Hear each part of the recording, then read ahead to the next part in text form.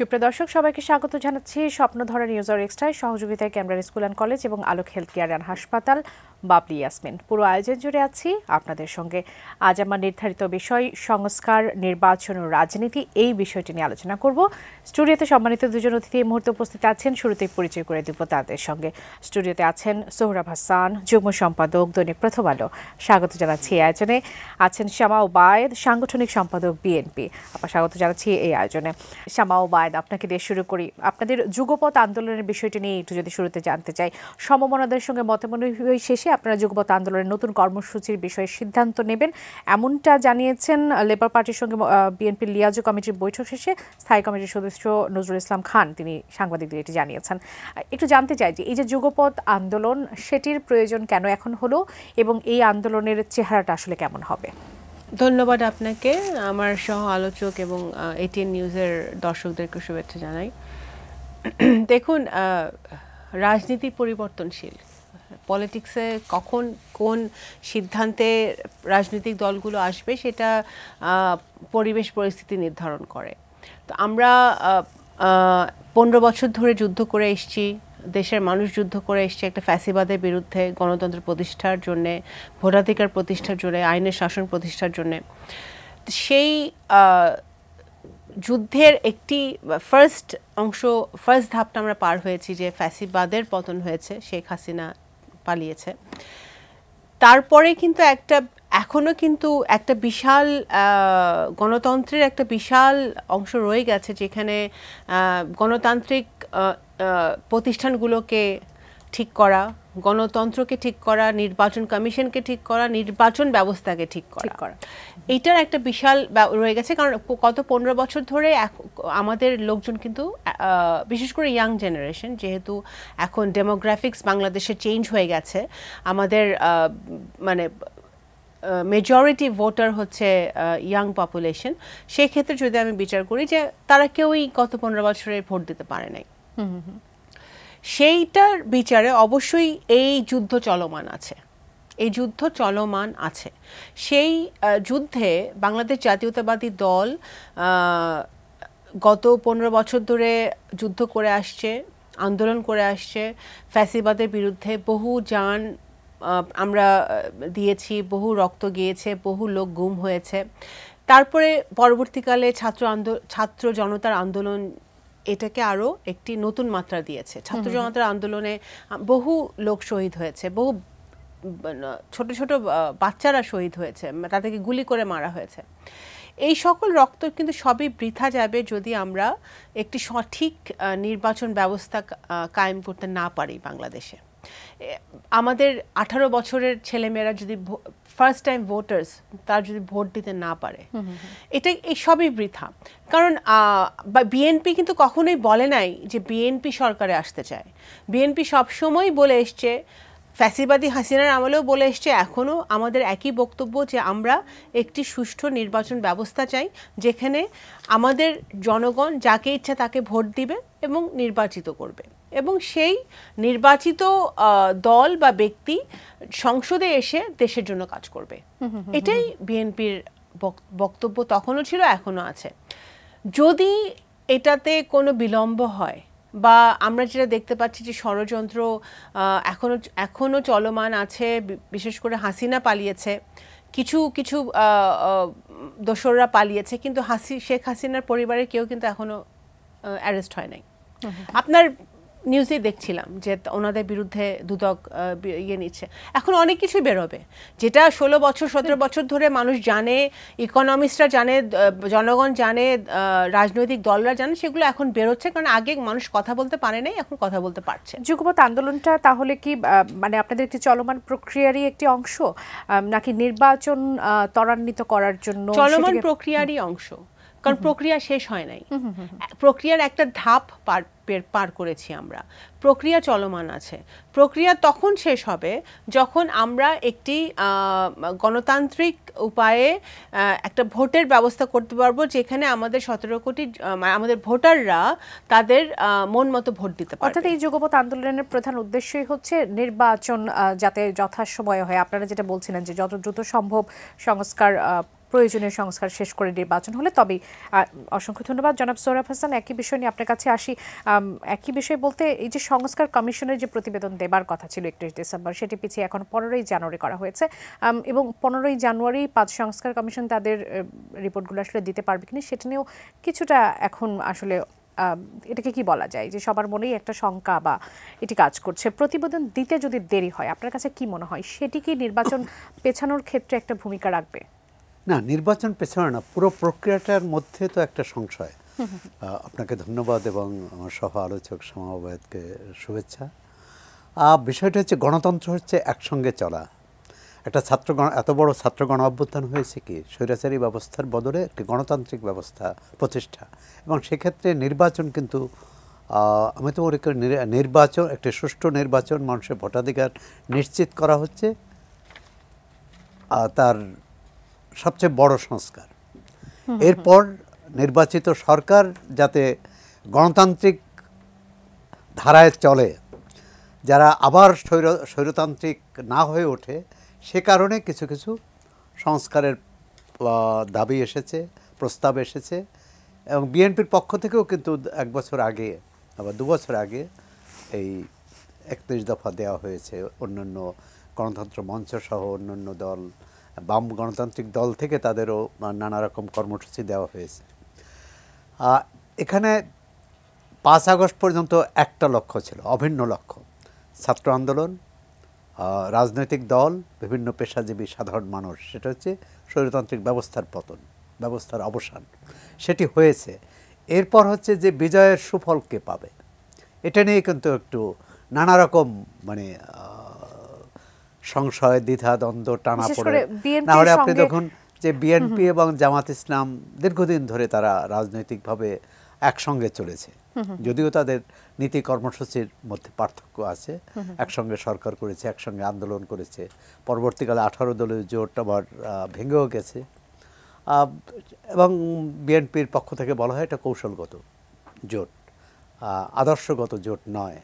কিন্তু এখন মনে হচ্ছে তাদের মধ্যে দুজনের দুটি পথ আলাদা হয়ে গেছে কিনা, এই প্রশ্ন মানুষের মধ্যে এসেছে।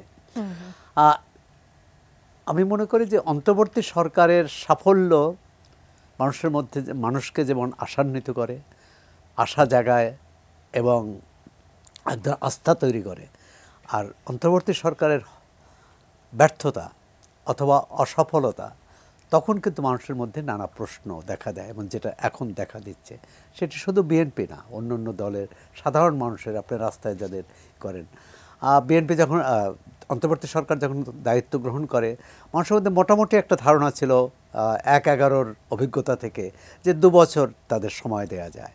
কিন্তু এখন মানুষ কিন্তু এক ধরনের কী বলে অস্থিরতা লক্ষ্য করা যাচ্ছে, যেহেতু জনজীবনের যে মৌলিক সমস্যাগুলো তারা সমাধান করতে পারছে না। সরকার তো আসলে বলছিল যে সব রাজনৈতিক দলের সঙ্গে দফায় দফায় তারা আলোচনা করেই এই সিদ্ধান্তগুলোর দিকে আগাচ্ছে, বিশেষ করে সংস্কার ইস্যুতে, নির্বাচন ইস্যুতে। তাহলে বিএনপির আসলে কেন এখন যুগপৎ আন্দোলনে যাওয়ার প্রয়োজন আলোচনা হয়েছে? সংস্কার নিয়ে খুব কি আলোচনা হয়েছে? সংস্কার কমিশনগুলো আনুষ্ঠানিক 2-1টি বোধহয় রাজনৈতিক দলগুলোর সাথে বসেছে, কিন্তু বেশিরভাগই হচ্ছে লিখিত প্রস্তাব, বিশেষ করে সংবিধান সংস্কার প্রস্তাব, সংস্কার কমিশন, এটি কিন্তু সবচেয়ে গুরুত্বপূর্ণ। তারা কিন্তু লিখিত প্রস্তাব নিয়েছে, নির্বাচন কমিশন, সংস্কার কমিশনও তাই। আর সুতরাং এই দুটো বড়, এবং নির্বাচন সংস্কার কমিশনের কাজ চলমান অবস্থায় আবার সরকার নির্বাচন কমিশন গঠন করেছে পুরনো আইনে, যে আইন বিএনপি সহ তৎকালীন বিরোধী দলগুলো প্রত্যাখ্যান করেছিল, সেই আইনেই কিন্তু করেছে। সুতরাং এক ধরনের তো দ্বিধাদ্বন্দ্ব আছে।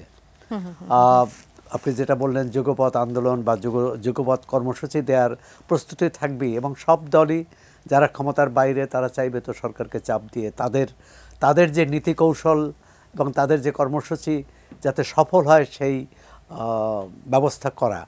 এখন আন্দোলন মানেই কিন্তু হরতাল অবরোধ নয়, সেটি হচ্ছে যে যখন স্বৈরতান্ত্রিক ব্যবস্থা থাকে, মানুষের কথা বলার সুযোগ থাকে না, তখন কিন্তু আন্দোলন মানেই হচ্ছে বন্ধ বা হরতাল বা ধর্মঘট। আন্দোলন নানাভাবে হতে পারে, সভা সমাবেশ হতে পারে, সংলাপ হতে পারে। আমি মনে করি যে এখন রাজনৈতিক দলগুলোর সঙ্গে সরকারের সংলাপ প্রয়োজন, ছাত্র নেতৃত্বের সঙ্গে রাজনৈতিক দলগুলোর সংলাপ প্রয়োজন। ইতিমধ্যে আমি না এটাই আসলে স্পষ্ট জানতে চাচ্ছি আপনার কাছে যে যেই সংলাপগুলো হচ্ছে বা যে বৈঠকগুলো হচ্ছে সেগুলো কেন মানে আমরা সংলাপ বলতে পারছি না বা সেই বৈঠকগুলোকে কেন ফলপ্রসূ আমরা ধরতে পারছি না? না, সেরকম হচ্ছে না। অন্তর্বর্তী সরকার দু তিনটি পৃথক ইস্যুতে, একটা ভারত ইস্যু, আর একটা দুর্গোৎসব, আর প্রথম সরকার দায়িত্ব নেয়ার পর এই তিনবারই রাজনৈতিক দলগুলোর সাথে আলোচনা হয়েছে। এবং রাজনৈতিক দলগুলোর পক্ষ থেকে যে অভিযোগ সেটা হচ্ছে সেখানে তাদের কথা খুব একটা শোনা যায়নি বা শোনা সম্ভবও হয়নি। কারণ সরকার একটি প্রস্তাব দিয়েছে বা লিখিত তাদের বক্তব্য লিখিতভাবে উপস্থাপন করেছে। 3টি বা 5টি বা 10টি রাজনৈতিক দলকে যদি একসঙ্গে ডাকে তাদের সবাই কথা বলার সুযোগ থাকে না। আর সেক্ষেত্রে আলোচনাটা আমি মনে করি যে নিয়মিত হওয়া উচিত, দলীয়ভাবে হতে পারে, জোটগতভাবে হতে পারে। যে পারস্পরিক যে সংশয় সন্দেহ আছে সংস্কার নিয়ে, নির্বাচন নিয়ে, সে ব্যাপারে খোলাখুলি অবস্থান সরকারের পক্ষ থেকে খোলাখুলি ব্যাখ্যা করা উচিত। সরকার একটা জায়গায় এসেছে যে নির্বাচনটি হওয়ার একটা তারিখ দিয়েছে, যে হয় 25শে ডিসেম্বরে অথবা 26শে জুনের মধ্যে। এরপরও আসলে সেটি নিয়েও নানান আসলে সংশয় তৈরি হয়েছে, কারণ পরবর্তীতে প্রেস সচিব এক ধরনের মন্তব্য করেছেন এবং নির্বাচন কমিশন তাদের এক ধরনের মন্তব্য সেখান থেকে এসেছে। শামা ওবায়েদ, আপনার কাছে আসি। যেমনটি জনাব সোহরাব হাসান বলছিলেন যে জুলাই অভ্যুত্থানের যে কৃতিত্ব সেটি নিয়ে বিভিন্ন মহলের মধ্যে এক ধরনের প্রতিযোগিতা শুরু হয়েছে বা দাবি দেওয়ার বিষয়টি যেটি আসছে যে বৈষম্যবিরোধী ছাত্র আন্দোলন তারা একভাবে দাবি করছে, আপনাদের সেখানে ক্ষোভের নানান কারণ আছে, আপনারা আপনাদের ক্ষোভ প্রকাশ করছেন এবং তাদের সাথে আপনাদের একটা মতবিরোধ দেখা যাচ্ছে। এবং যেমনটি আমি আমার শিরোনামে বলছিলাম যে বিএনপির সাথে জামাতের বিরোধ নেই, রয়েছে মতের ভিন্নতা, কিন্তু জনগণ তো আসলে বিরোধটাই দেখতে পাচ্ছে। এটি মতের ভিন্নতাটা কি শুধু বলার জন্য বলা? আমরা তো আসলে স্পষ্টভাবেই দেখতে পাচ্ছি যে সেখানে একটা বিরোধের ব্যাপার রয়েছে। এখানে বলা হচ্ছে, আমি যদি একটু স্পষ্ট করে বলি, আগের মতো রাজনৈতিক স্বার্থের কাছে যেন জনগণের বৃহত্তর স্বার্থ এবার পরাভূত না হয়।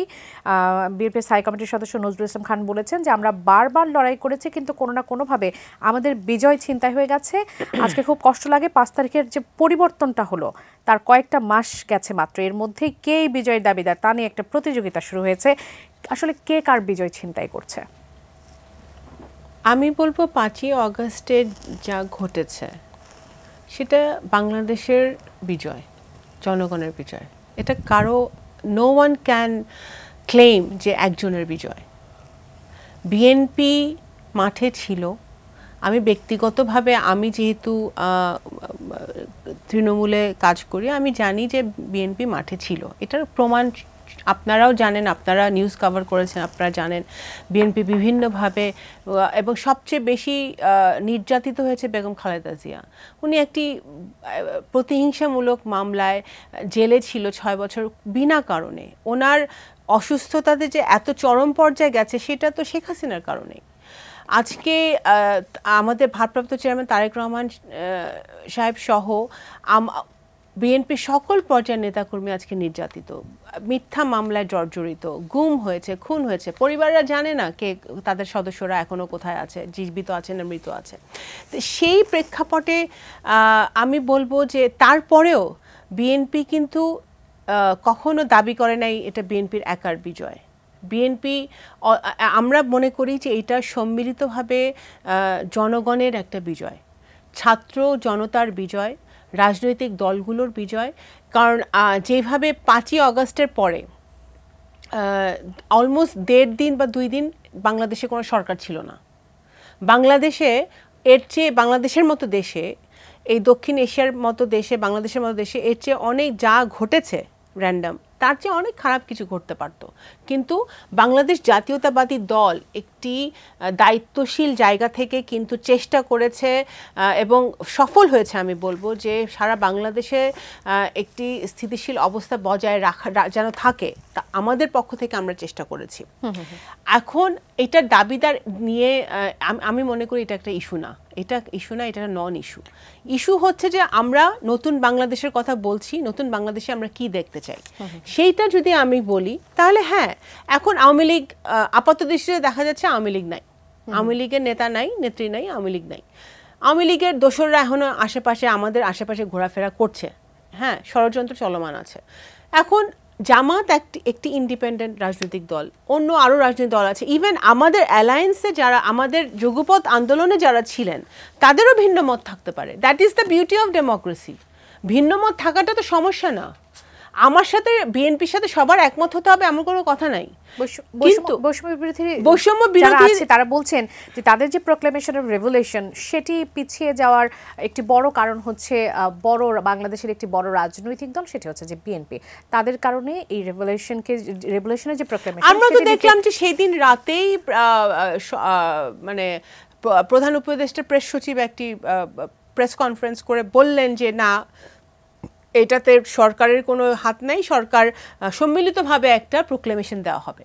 তো প্রোক্লেমেশন এখানে তো সবাই ইনভলভড এটার মধ্যে।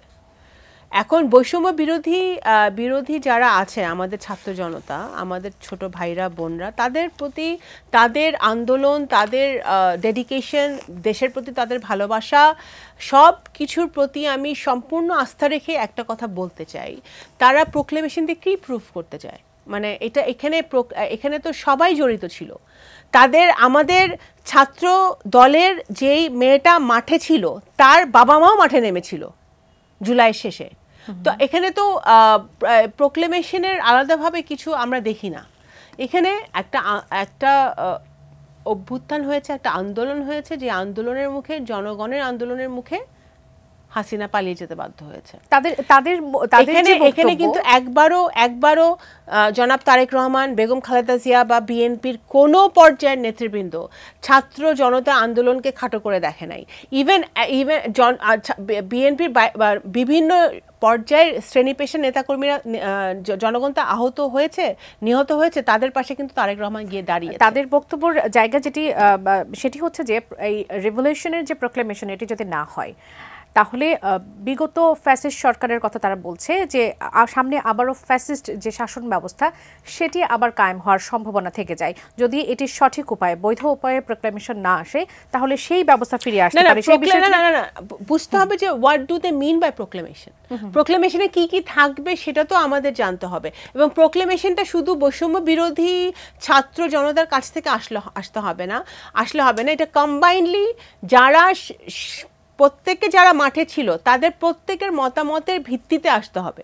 সেটি কি আপনাদের মতামত কি তারা মানে চায়নি? বিষয়টি কি এরকম হঠাৎ করে তারা দাবি করলো না, তারপরে তো পিছিয়েও গেল, প্রেসিডেন্টের পদত্যাগের মতো অবস্থা হয়েছিল।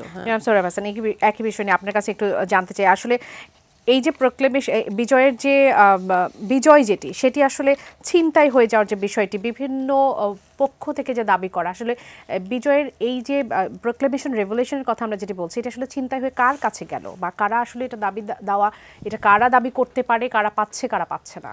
5 আগস্ট কেন হলো? 5 আগস্ট হলো তখন রাজনৈতিক দল, ছাত্র নেতৃত্ব, বিভিন্ন শ্রেণী পেশার মানুষ ঐক্যবদ্ধ হয়েছিল। আর পরবর্তীকালে যে যারা বলছেন অথবা দাবি করছেন যে বিজয় ছিনতাই হয়ে গেছে, সেখানেই কিন্তু অনৈক্যের সুর, অর্থাৎ সেই ঐক্যটা নেই। এখন ঐক্যটা ধরে রাখা খুব জরুরি। ঐক্য মানে সবাই একমত হতে হবে না, সব ব্যাপারে একমত হতে হবে না, তবে একটা সমঝোতা হতে হবে, একটা বোঝাপড়া হতে হবে যে আমরা কি চাই। এক্ষেত্রে ছাত্রদের ভিন্ন বক্তব্য থাকতে পারে, রাজনৈতিক দলগুলোর ভিন্ন বক্তব্য থাকতে পারে। এখন বিএনপি তো একটি সাংবিধানিক, একটি নিয়মতান্ত্রিক রাজনীতি করে, আর সুতরাং তারা নিয়মতান্ত্রিকভাবেই সব কিছু দেখতে চাইবে, অর্থাৎ সংবিধান কিভাবে সুরক্ষিত হয়, সংসদ কিভাবে সুরক্ষিত হয়, গণতান্ত্রিক ধারা কিভাবে সুরক্ষিত হয়। আর যদি এটা বিপ্লব বলা হয়, তা বিপ্লব, যেসব দেশে বিপ্লব হয়েছে, বিপ্লবের পরবর্তী ঘটনা প্রবাহ তো অন্যভাবে করছে। সেখানে যেটা আমাদের অনেক বুদ্ধিজীবী চিন্তক তারাও বলেছেন যে এটি এই সংবিধানের ফ্যাসিস্ট সংবিধানের অধীনে শপথ নেওয়া ঠিক হয়নি। কিন্তু বাস্তবতা যে এই সরকারের সেই সংবিধানের অধীনেই এই সরকার শপথ নিয়েছে এই সংবিধান সুরক্ষা সমুন্নত রাখার ওয়াদা করে। এখন কাগজে কি লেখা থাকলো সেটা কিন্তু বড় না, বড় হচ্ছে আমি অনুশীলন করি। কিন্তু বৈষম্য বিরোধী ছাত্র সমাজ তাদের আশঙ্কার যে জায়গাটি যে যেহেতু বিএনপি চাচ্ছে না প্রোক্লেমেশনটা আসলে এভাবে আসুক, এবং বিশেষ করে যে বিষয়টি আপনি বলছেন যে গণ অভ্যুত্থান না বিপ্লব, এটি নিয়ে কিন্তু এখন পর্যন্ত আমরা একটি সুনির্দিষ্ট হতে পারে যে কোনো বলতে পারে, তাই না? প্রোক্লেমেশনে তো একটা নির্দিষ্ট থাকবে, হয় সেটি বিপ্লব নয় গণ অভ্যুত্থান, নির্দিষ্ট থাকবে, কিন্তু সেটা ঐকমত্যের ভিত্তিতে। যেটা সমাবয়ত বললেন যে এটি তো শুধু এই ঘোষণাটি তো শুধু একটা পক্ষ দিলে হবে না, সবাইকে নিয়ে দিতে হবে। অর্থাৎ আন্দোলনকারী পক্ষগুলোর ঐকমত্যের ভিত্তিতে এটা হওয়া উচিত। আর যদি ঐকমত্য না হয় তাহলে সেই ঘোষণা তারা দাবি করছে যেহেতু তারা আসলে লিডিং পয়েন্টে ছিল, কাজে আসবে না। গণ অভ্যুত্থানে যেহেতু ছাত্ররা লিডিং পয়েন্টে ছিলেন, সেজন্য তারা দাবি করছে যে এটা আসলে তাদের মতো করে। দুজন দর্শক আছেন, একটু তাদের মতামত নিয়ে নিতে চাই। দর্শক স্বাগত জানাচ্ছি নিউজ আইএসটা, কি বলছেন, কোথা থেকে বলছেন, আপনার প্রশ্নটি করবেন। আমি আব্দুল রব মন্ডল রাজবাড়ী থেকে বলছিলাম। জি বলবেন।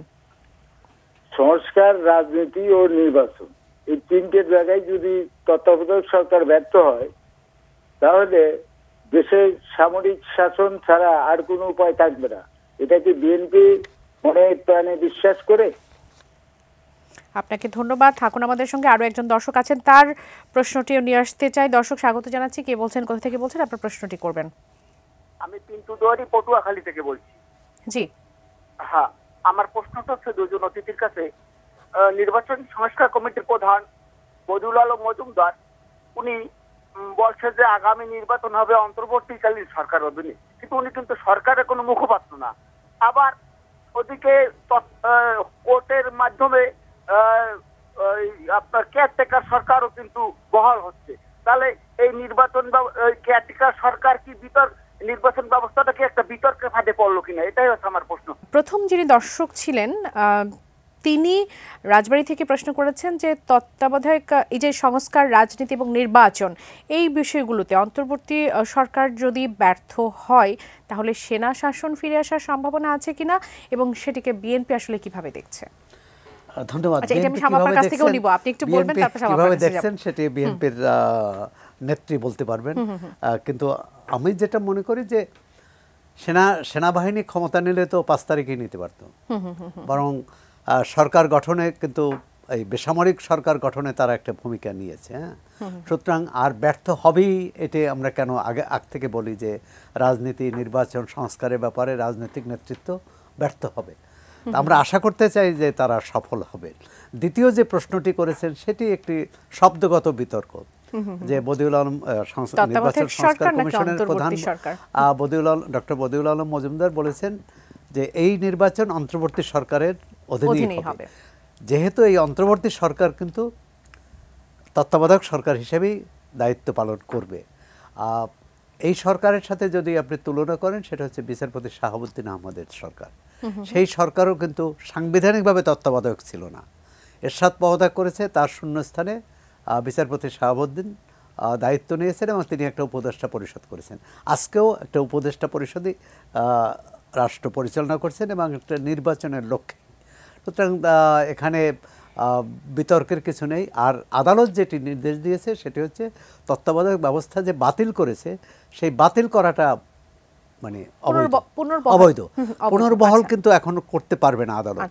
এখন আবার কিন্তু তত্ত্বাবধায়ক সরকার ব্যবস্থা ফিরিয়ে আনতে হলে মানে ভবিষ্যতে আবার সংসদে আইন করতে হবে, অথবা একটা অধ্যাদেশ জারি করতে পারে, পরবর্তী সরকার সেটি সংসদে অনুমোদন করবে। সুতরাং এটা বড় বিষয় না। তো মানুষের এই যে সম্মানিত একটু সংশয় তাদের মধ্যে আর কি সংশয় আছে, আপনার কাছ থেকে একমাত্র রাজনৈতিক নেতৃত্বই তারাই ভালো বলতে পারবেন। এই জন্য আমি একটু আপনার কাছে আসি। প্রথম দর্শক জেনেছিলেন, তিনি বলছিলেন যে তত্ত্বাবধায়ক ব্যবস্থা যদি আসলে ব্যর্থ হয়, তারা যদি নির্বাচন, সংস্কার, রাজনীতির ব্যাপারে যদি ব্যর্থ হয় তাহলে সেনা শাসন ফিরে আসার সম্ভাবনা আছে কিনা, এবং সেটাকে বিএনপি আসলে কিভাবে দেখছে যদি ব্যর্থ হয় সেক্ষেত্রে? প্রথম কথা, এটা তত্ত্বাবধায়ক সরকার না, এটা একটা অন্তর্বর্তীকালীন সরকার, যেটা একটা বিশেষ পরিস্থিতিতে, বাংলাদেশের একটা বিশেষ পরিস্থিতিতে প্রফেসর ইউনূস সাহেব এটা দায়িত্ব নিয়েছেন, ঠিক আছে। এবং বিএনপির পক্ষ থেকে আমি যেটা বলতে পারি যে 100% সমর্থন আমরা এই অন্তর্বর্তীকালীন সরকারকে দিয়েছি, কারণ আমরা গত 50-52 বছরে বাংলাদেশের পলিটিক্যাল হিস্ট্রিতে যা হয়েছে সেটাতে থেকে এক্সপিরিয়েন্স নিয়ে আমরা যেটা বুঝি যে এই সরকার, অন্তর্বর্তীকালীন সরকার যদি ব্যর্থ হয় তাহলে বাংলাদেশের উপর বাংলাদেশ আরও অস্থিতিশীল হবে, আন্তর্জাতিক এবং জাতীয় আভ্যন্তরীণ যে ষড়যন্ত্রগুলো চলমান আছে এগুলো আরও ঘনীভূত হবে। সুতরাং ইটস ভেরি ভেরি ক্রুশিয়াল যে প্রফেসর ইউনূস এবং তার টিম, তার যে অ্যাডভাইজারি বোর্ড আছে, সে মানে এই ক্যাবিনেট, সেটা সফল হোক। এবং আমরা কিন্তু তাদের সফলতার জন্যেই, ওনারা যখন কমিশন গঠন করেছে সেই একই সাথে বিএনপি কিন্তু সেই কমিশনগুলাকে পরামর্শ দেওয়ার জন্য আমরা আভ্যন্তরীণভাবে কমিটি বা টিম গঠন করেছি, এবং সেই টিমগুলো এই সাজেশনগুলো দিয়েছে। এবং একটি রাজনৈতিক দল কিভাবে সরকারকে হেল্প করতে পারে, এইভাবেই তো। এবং সেইভাবে আমরা কিন্তু সাজেশনগুলো দিয়েছি। এবং কিছুক্ষণ আগে সরাসরি যেটা বলছিলেন যে সংলাপগুলো আরও বেশি ফ্রিকুয়েন্ট, মানে আরও বেশি ফ্রিকুয়েন্ট হওয়া উচিত, আরও বেশি পরিমাণে হওয়া উচিত, এই কারণে যে কমিশনগুলো কিন্তু ওইভাবে রাজনৈতিক দলগুলোর সাথে বসে নাই, কিন্তু আমরা কিন্তু কমিশনগুলোকে বিএনপির তরফ থেকে বিএনপি সাজেশন দিয়েছে, কিন্তু তারা যদি বসে বা সরকারও যদি উদ্যোগ নেয়, মিনিস্ট্রিগুলো যদি উদ্যোগ নেয়, নির্বাচন কমিশন, তারপর দুদক, বিচার বিভাগ, সংবিধান কীরকম হবে সেই কমিশন, এগুলো যদি ফ্রিকুয়েন্টলি রাজনৈতিক দলগুলোর সাথে বসে তাহলে কমিউনিকেশন গ্যাপটা কমে যাবে। এবং ছাত্রদের সাথেও বসতে হবে, সবার সাথে যদি বসে তাহলে সবার মতামতের ভিত্তিতে এক জায়গায় আমরা আসতে পারবো। আমরা ভিন্ন মতের কথা বলছিলাম, ভিন্ন মত থাকাটা সমস্যা না, সমস্যা হচ্ছে ভিন্ন মত থাকা সত্ত্বেও যদি আমরা এত কিছুর পরে, এত ফ্যাসিবাদ, এত অত্যাচার, এত নির্যাতনের পরে যদি আমরা একটা বাংলাদেশের স্বার্থে, বাংলাদেশের ভবিষ্যতের স্বার্থে, নিউ জেনারেশনের স্বার্থে একটা জায়গায় আমরা আসতে না পারি, সেটাই হবে বাংলাদেশের ব্যর্থতা, সবচেয়ে বড় ব্যর্থতা হবে। জনাব সরওয়ার হাসান, এই সরকারকে আসলে অনেক সিদ্ধান্ত নিতে হচ্ছে দেশের স্বার্থে। আসলে 5 আগস্ট পরবর্তী বাংলাদেশকে বারবারই মনে করিয়ে দিচ্ছে এই সরকার যে বিগত সরকার কিভাবে দেশটিকে আসলে একেবারে খালি করে রেখে গেছে। সেখানে বড় একটি সিদ্ধান্ত হয়েছে হঠাৎ করে, সেটি হচ্ছে যে শতাধিক পণ্য আর সেবার উপর ভ্যাট ট্যাক্স বসানোর যে বিষয়টি, সরকার মনে করছে যে এটি খুব বেশি আসলে প্রভাব ফেলবে না, বা জনগণের যে জীবনযাপন তার উপর খুবই সামান্য একটা প্রভাব ফেলবে বলে তারা মনে করছে। কিন্তু রাজনৈতিক দল যারা আছেন, বিশ্লেষক যারা আছেন এবং যারা ভোক্তা আছেন, সাধারণ জনগণ আছেন, তারা মনে করছে যে এটি একটা বড় বোঝা হয়ে দাঁড়াচ্ছে। আপনার মতামত কি? আপনার প্রশ্নের মধ্যেই তো উত্তর আছে, কারণ সাধারণ মানুষের সাথে এই সরকারের দূরত্ব বাড়ছে। এটি কেউ কি বিশ্বাস করবে? শতাধিক পণ্যের উপর এরকম ভ্যাট আরোপ করায়, মানে ভ্যাট বাড়ানোয়, ভ্যাটের হার বাড়ানোয় জনজীবনে প্রভাব পড়বে না, এটি কি করে হয়? তা কথা হচ্ছে যে বর্তমান সরকারে এমন নেতারা আছেন, নেতারা মানে নাগরিক সমাজের নেতা, বিশেষজ্ঞ, অর্থনীতিবিদ, পরিবেশবিদ, আইনবিদ, তারা যখন সরকারে ছিলেন না, তারা তখন কি কথা বলছেন, কি জনগণের পক্ষে কি ভাষায় কথা বলছেন, কিভাবে তাদের মনোভাব ব্যক্ত করেছেন, সেটা যদি জনগণের পক্ষে হয়, আজকের এই সিদ্ধান্ত জনগণের বিপক্ষে, এটি মানতে হবে। সরকার বলতে পারে যে তারা নিরুপায়, যেহেতু বিগত সরকারের আমলে লুটপাট হয়েছে, ব্যাংকে টাকা নিয়ে ইত্যাদি ইত্যাদি, টাকা জোগাড় করতে হবে। এখন বিগত সরকার তো শেষ দিকে দেখলাম টাকা বাংলাদেশ ব্যাংক টাকা ছাপিয়ে টাকা জোগাড় করলো, আর এই সরকার জনগণের পকেট থেকে টাকা নিচ্ছে প্রথম আলোর রিপোর্ট অনুযায়ী, এবং এটা এনবিআরের বরাতে যে 12,000 কোটি টাকা আসবে। তো এই 12,000 কোটি টাকা জনগণের পকেট থেকে যাবে, জনগণ কি পাবে? আরেকটি কথা হচ্ছে এই 12,000 কোটি টাকা যাবে কিন্তু একেবারে মানে দিনমজুর থেকে শুরু করে বিত্তবান সবাই, মানে হচ্ছে যে কোনো পণ্যের উপর আপনাকে বাড়তি খরচ বা বাড়তি ব্যয় বহন করতে হবে। এর বিকল্প ছিল কিনা? দীর্ঘদিন ধরে আমরা কথা শুনেছি যে বাংলাদেশি দক্ষিণ এশিয়ার মধ্যে বাংলাদেশই সবচেয়ে আপনার করের যে আওতা সেটা হচ্ছে সবচেয়ে সীমিত। মানে কর এত মানুষ, আমরা অর্থনীতি এত উন্নতি করেছে বলে ধনীর সংখ্যা বেড়েছে, মধ্যবিত্তের সংখ্যা বেড়েছে, বিদেশে কি বলে আমাদের এখানে মানুষ দ্রুত ধনী হচ্ছে, কিন্তু করের আওতা বাড়ছে না। অর্থাৎ প্রত্যক্ষ কর যদি বাড়ানো যেত তাহলে এই পরোক্ষ কর সাধারণ মানুষের উপর, সীমিত আয়ের মানুষের উপর এই বোঝা চাপানো প্রয়োজন হতো না। এখন সরকার তাৎক্ষণিকভাবে এই সিদ্ধান্ত নিয়েছে। এবং আরও একটি কথা যে এই যে ভ্যাট বাড়ানোর এই প্রস্তাবটা কিন্তু IMF দিয়েছে বিগত সরকারে আমলে, আওয়ামী লীগ সরকারে আমলে। তবে আওয়ামী লীগ সরকার এই শর্ত মেনে নিয়েছে, আর সেই শর্ত পূরণ করছে, বাস্তবায়ন করছে অন্তর্বর্তী সরকার। সুতরাং এক ধরনের আমরা কিন্তু অস্বস্তিতে আছি, জনগণ, সরকার এবং বলবো যে বৈষম্য বিরোধী আন্দোলনের যে প্রত্যয় তা থেকে একটু দূরেই আছি। আপনি আওতার কথা বলছেন, আওতা বাড়ালে কি এটা কিছুটা লাঘব করা সম্ভব হইতো? অবশ্যই, অবশ্যই। কারণ এখন অনেকে, এর অর্থ হচ্ছে ধনী বাংলাদেশের ধনীরা ট্যাক্স ফাঁকি দেন, কর ফাঁকি দেন, অথবা যে কোনোভাবে আইনের মারপ্যাসে তারা কর ফাঁকি দেন। সেটা তো আসলে এই সরকারের পক্ষেই সবথেকে ভালো বা সবথেকে বেশি আসলে সম্ভব ছিল, যেগুলোকে একেবারে ধরার জন্য ঠিক মতো তাদের কাছ থেকে যদি না, সেটা হয়তো নয়। কারণ এই সরকার তো একটা বিশেষ পরিস্থিতিতে এসেছে এবং এসে তাদের অর্থনৈতিক পুনর্গঠন করতে হয়েছে। সেক্ষেত্রে তারা কোন কোন ক্ষেত্রে শক্ত পদক্ষেপ নিতে পারবে। তবে এই সরকারে একটি কাজ করতে পারতেন, যেটা রাজনৈতিক দলীয় সরকারের পক্ষে কঠিন। সেটা হচ্ছে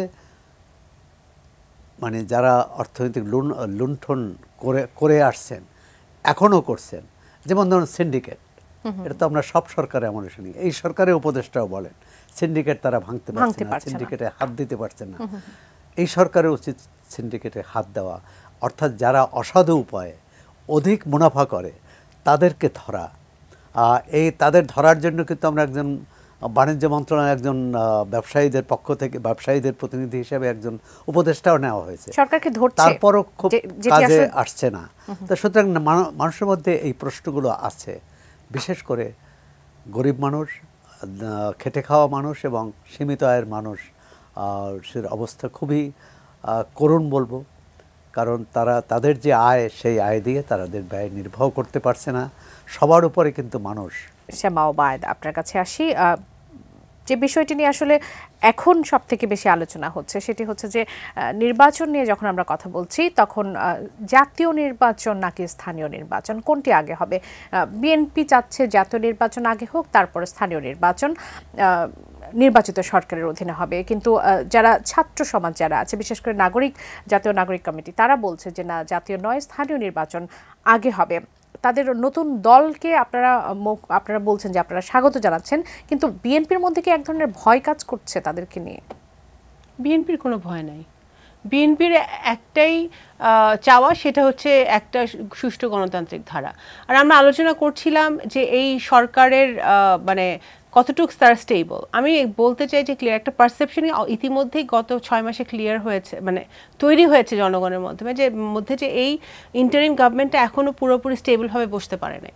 তারা স্থানীয় সরকার কেমনে করবে? স্থানীয় সরকার মন্ত্রণালয়ের অ্যাডভাইজার চেঞ্জ হয়ে গেছে, নতুন অ্যাডভাইজার আসছে। এই অ্যাডভাইজার নিয়ে বহু কথাবার্তা হয়েছে। ওনার একটা কতটুক তারা সক্ষমতা রাখে বা এক্সপিরিয়েন্স রাখে একটা স্থানীয় সরকার নির্বাচন পরিচালনা করার জন্য, সেটার মধ্যে কিন্তু একটা ডিবেট আছে। তারপরে জনপ্রশাসন কতটুক শক্তিশালী। আপনার একটা স্থানীয় সরকার নির্বাচন করতে সারা দেশে আপনার পুলিশের উপরে এখনো কিন্তু জনগণের সেই ধরনের আস্থা এখনো তৈরি হয়নি। কারণ হাসিনা যেহেতু পুলিশ র্যাবকে এমনভাবে ব্যবহার করেছে, এরা তো অনেকে পালিয়েছে। এখন এরা যেই পরিবর্তনটা এসেছে, সেই পরিবর্তনের মধ্য দিয়ে জনগণ কতটুকু জনপ্রশাসনের উপরে বা পুলিশের উপর আস্থা ফেরত এসেছে, সেটা একটা ফ্যাক্টর। অনেকগুলো ফ্যাক্টর আছে। বিএনপি খুবই বাস্তবতার জায়গা থেকে বলছে যে পার্লামেন্ট ইলেকশন আগে হওয়া উচিত। কারণ লোকাল ইলেকশনের কোনো কাঠামো নাই, এখন লোকাল ইলেকশনের কোনো ইনফ্রাস্ট্রাকচার নাই। এখন যখন আপনি স্থানীয় সরকার নির্বাচন দিবেন তখন হাসিনা পালাইছে, কিছু কিছু দোসররা পালিয়েছে, এখনো কিন্তু বহু লোকজন আশেপাশেই আছে, বিভিন্ন উপজেলায় ইউনিয়নে আছে আওয়ামী লীগের, যারা দুর্নীতি করেছে, মানুষ মেরেছে, গুলি করেছে, হাসিনার অর্ডারে খুন করেছে, এরা কিন্তু আশেপাশেই আছে। এখন এরা তো সুযোগ পেয়ে যাবে স্থানীয় সরকার নির্বাচনের মধ্য দিয়ে আবার মাঠে নামার, হয় জামাতের ভিতরে ঢুকবে, বিএনপির ভিতরে ঢোকার চেষ্টা করবে, অন্য কোনো দলে ঢোকার চেষ্টা করবে, ঢুকে তারা মাঠে নামার চেষ্টা করবে। তা আমি তাদেরকে সেই সুযোগটা দিব কেন? এই যে যারা স্থানীয় সরকার দাবি করছে, এই বৈষম্য বিরোধী আন্দোলনের ছাত্ররা, তারা কি মাঠে ছিল? বা তাদের ছাত্ররা যারা জীবন দিয়েছে, তারা কি এটার জন্য জীবন দিয়েছে যে আবার এই হাসিনার দোসররা মাঠে নামুক, ফ্যাসিবাদের দোসররা? কিন্তু যদি পার্লামেন্ট ওদের যুক্তি দেখাতে হবে যে কেন তারা চায়। তাদের যুক্তির জায়গা যদি একটু বলি, সেটি হচ্ছে যে নির্বাচিত সরকারের অধীনে যদি স্থানীয় সরকার নির্বাচন হয়, তাহলে বিগত সময়ের সাথে তুলনা করে তারা বলছে যে তাহলে ওই সরকারের প্রভাবটা বিস্তার থাকে, এবং দেখা যায় যে যারা জয়ী হয়ে আসে তারা সবাই দেখা যায় ওই সরকারের পছন্দের প্রার্থী অথবা তাদের প্রার্থীরা আসলে জয়ী আসে। এটা না, আপনার আমাকে শেষ করতে দেন। এই জন্য তো আমরা সিস্টেমের রিফর্ম চাচ্ছি। এখন আজকে যদি একটি সংসদ নির্বাচনের মাধ্যমে একটি গণতান্ত্রিক সরকার জনগণের ভোটে হয়, তখন একটি সংসদ থাকবে, যে সংসদে জনগণের ভোটে নির্বাচিত সংসদ সদস্যরা থাকবে, এবং সেই পার্লামেন্ট এবং সেই সরকার ডিসাইড করবে কিভাবে কখন স্থানীয় সরকার নির্বাচন হবে। যদি নির্বাচন কমিশন শক্তিশালী হয়, নির্বাচন কমিশন যদি নিরপেক্ষ এবং ইন্ডিপেন্ডেন্ট হয়, যেটা আমরা এতদিন ধরে যুদ্ধ করে আসছি যে একটি নিরপেক্ষ নির্বাচন কমিশনের জন্য, তাহলে এই স্থানীয় সরকার নির্বাচনে যখন শেখ হাসিনা মার্কা দিয়েছিল, মার্কা তো আগে ছিল না স্থানীয় সরকার নির্বাচনে, মার্কা তো আওয়ামী লীগ দিল, এই মার্কা দিয়েই তো তারা আরো স্থানীয় সরকার নির্বাচনটাকে আরো মানে সশস্ত্র নির্বাচনে পরিণত করলো, আরো বেশি লোক মারা যাওয়া শুরু করলো স্থানীয় সরকার নির্বাচনে। যখন আমরা মার্কা সরিয়ে দিব, যখন একটি নিরপেক্ষভাবে একটি ভালো ক্যান্ডিডেট খুঁজবে, লোকাল নির্বাচনে কি হয়, লোকাল নির্বাচনে, স্থানীয় সরকার নির্বাচনে গ্রামে গঞ্জে ইউনিয়নে উপজেলা সিটি কর্পোরেশনের মানুষ একটা ভালো প্রতিনিধি খোঁজে, যারা তাদের স্থানীয় সমস্যার সমাধান করতে পারবে, তাদের জন্য কথা বলতে পারবে, তাদের দাবি দাওয়াগুলো সরকারের কাছে আদায় করতে পারবে। সেই প্রেক্ষাপটে এবং বিএনপি কিন্তু খুবই ক্লিয়ার, বিএনপি 31 দফা যদি বৈষম্য বিরোধীরা পড়ে থাকে, তাহলে তারা বুঝবে যে তাদের যে দাবি দেওয়া এবং বিএনপির যে 31 দফার সংস্কার আছে, তাদের মধ্যে খুব একটা পার্থক্য নেই, কোনো পার্থক্য নেই। একেবারে শেষ সময় চলেছে। জনাব সৌরভ হাসান, আপনার কাছে কি মনে হয় বাস্তবতার প্রেক্ষাপটে আসলে কোনটিকে প্রায়োরিটি দেওয়া উচিত এই মুহূর্তে? আমি মনে করি জাতীয় নির্বাচনকে অগ্রাধিকার দেওয়া উচিত, এ কারণে যে এই যে ছাত্র গণ অভ্যুত্থান হলো, দীর্ঘদিন অন্তত 3টি নির্বাচনে মানুষ ভোট দিতে পারেনি সেই ক্ষোভ ও বঞ্চনা থেকে।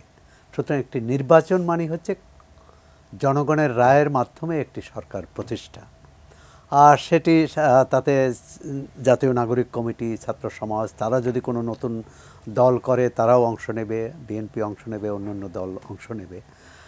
প্রশ্ন আছে, সামাবায়ত একটা খুবই একটা যুক্তি দেখিয়েছেন যে স্থানীয় সরকারের সুযোগে আওয়ামী লীগের নেতাকর্মীরা পুনর্বাসিত হয়ে, সেটি সম্ভাবনা আপনি দেখেন কিনা? আর সেটি বলে যাদের বিরুদ্ধে অভিযোগ নেই তাদের পুনর্বাসিত হওয়া অথবা নির্বাচন করার ক্ষেত্রে কিন্তু কোনো বাধা থাকবে না। আপনি একজন নাগরিক হিসাবে রাজনৈতিক দলের পরিচয় হতে পারে, পরিচয়ের বাইরেও হতে পারে, সেটা জাতীয় নির্বাচনের ক্ষেত্রেও সত্য। আর যেমন আওয়ামী লীগের হাজার হাজার নেতাকর্মী, ধরুন 10,000 নেতাকর্মীর বিরুদ্ধে মামলা আছে, এর বাইরে যে নেতাকর্মী তাদের তো আপনি বাড়িতে করতে পারেন না নির্বাচন থেকে। সুতরাং এটি জাতীয় নির্বাচনের ক্ষেত্রে যেমন সত্য, স্থানীয় সরকারের ক্ষেত্রে আমি একটু বলি 1 সেকেন্ড। জাতীয় নির্বাচনের ক্ষেত্রে মার্কা নির্বাচন হয়, ধানের শীষ, নৌকা, লাঙ্গল, বিভিন্ন মার্কা নির্বাচন হয়। স্থানীয় নির্বাচন যদি মার্কা না থাকে, আপনার 10টা মার্কা থাকবে, ফুটবল, হাতি, ঘোড়া, বিভিন্ন মার্কা থাকে। সেই মার্কায় ধরেন স্বতন্ত্র যদি কোনো প্রার্থী দাঁড়ায় এবং সে যদি এই প্রার্থীর পিছনে যদি আওয়ামী লীগের দোসরা নেমে যায়, সেটা কিন্তু একটা সুযোগ থেকেই যায় তাদের আবার মাঠে নেমে কাজ করার।